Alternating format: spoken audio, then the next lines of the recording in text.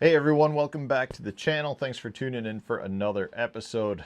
I've done a lot of videos in the past regarding building rods. I just did one recently about replacing rod tips, and I had a whole pile of questions and comments on that video as to how to replace a broken guide on the blank where you actually have to do some thread work. So I'm going to show you how to do that real quick. This is a simple process. I've got a new rod here that I'm putting the guide on.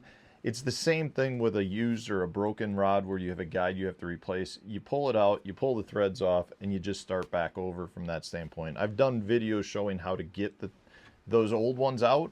So if that's something you're looking for, you can do that. But I'm really just showing you how to do the thread work in this case, which is the hard part about replacing one of the guides on the rod. So in this case, I'll lower this down for you so you can see it. We've got this guide right here we're going to tie on. I've already mounted it. To get them in place or get them roughly in place, all I do is I take the foot of the guide, I heat it up, and then I touch the glue stick with it. This is the same glue stick that I use on the rod tip itself.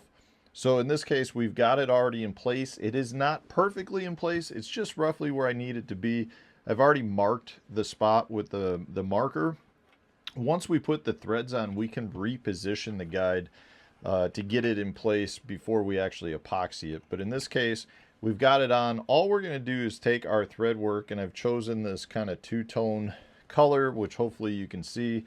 We wrap it once away from the guide. So the first step is away, and then we're going to wrap it 3 times over the foot of the guide. And what this is going to do is when we start actually wrapping the rod blank, we're going to wrap over the 3 we just did, which is going to lock it into place. So now we're just going to start the slow process, and you can see I don't have it necessarily super tight there. I'm just getting the first couple wraps around, and as I do that, I can reposition exactly where I need everything to be. But I'm just going to do about 3 wraps, which is going to go over the thread that I just wrapped over the guide of the foot.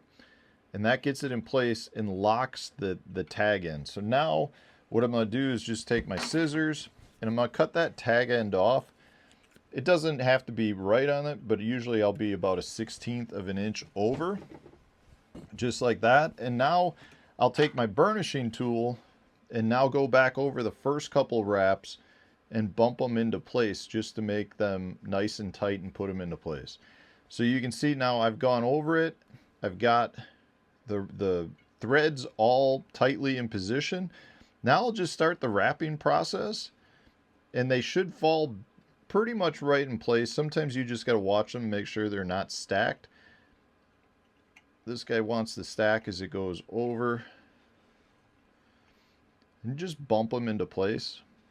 And now we'll just speed it up. Usually once you get it up over the start of the foot of the guide, you can put them into place pretty good. So we'll go to the point where we're probably, I'm going to say, a 1/4 inch from the end.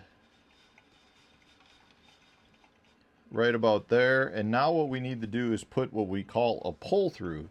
So a pull through is just a loop that's going to allow us to pull the tag end back under the thread. I usually stop on the back of the rod.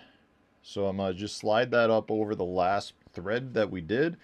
And now I'll continue threading the rest of the blank up the rest of the foot of the guide. And you don't want to go to the point where it's super far up the guide, to the point where it's like starting to go up where the foot turns towards the eye itself. You're just looking to get it to the point right where about that starts to happen, where the guide where the eye starts to separate from the foot. So we've gone all the way to that point. Now what I'm going to do is put my finger on top of my thread, loosen up what will be my tag end. I'm going to go ahead and cut it a couple inches below my pull through, still applying pressure. Don't want to let go of that tag end.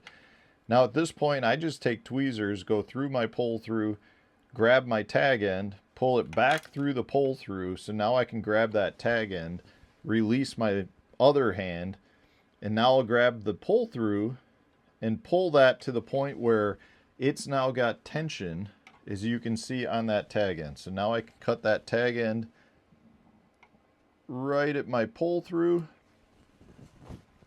I'm going to apply pressure again and take my pull through, give a quick pop.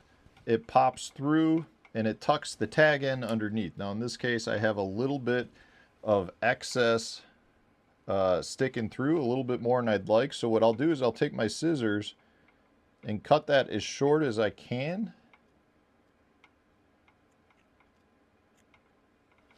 And then I'll take just a quick flame, apply that right to that tag, and that'll shrivel up for the most part. And then I can take my burnishing tool and push that flat, kind of get it down in between the other threads.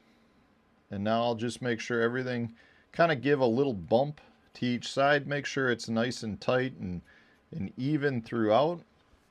And we've got a perfect thread. So at that point now, what I can do is I usually do a couple of guides, and then I'll actually pull it back, line it up. So I'll take it out and then I can line it up and make sure that that's where I want it to be. And in this case, that's pretty much exactly where I want it to be. If not, you can just kind of give little bumps under that thread work. You just got to be easy with it. You don't want to, manhandle it too much, but it's good to go in that position until we epoxy it. But that's how easy the thread work is. It's really not hard. I highly recommend not using super glue to put the guide in position in the first place. I recommend using, the thread that you should be using, which you can get from a place like Mud Hole. In a pinch, you can use braided line if you have to. Generally speaking, though, I think using the actual thread is the best way to go about it. You also don't have to necessarily, again, lock it all into place perfectly with the epoxy right when you've done it. I generally, though, after I finish the rod, I like to put the actual epoxy on the guides sooner than later. If you let this sit, sometimes your thread work will loosen up a little bit on its own. So try to get it done, I would say, sooner than later, but you can let the rod sit for a few days and until you want to sit down and do the epoxy work. Like a lot of times in my case, I like to do 2 or 3 rods, get the thread work done, and then I'll sit down and do those 2 or 3 rods, epoxy them at the same time. So hopefully this was helpful.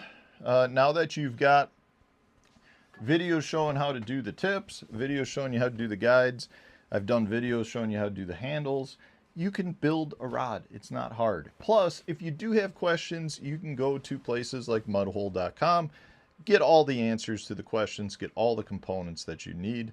I'm going to finish up this rod so that I can throw some 2-part epoxy on it and finish it up.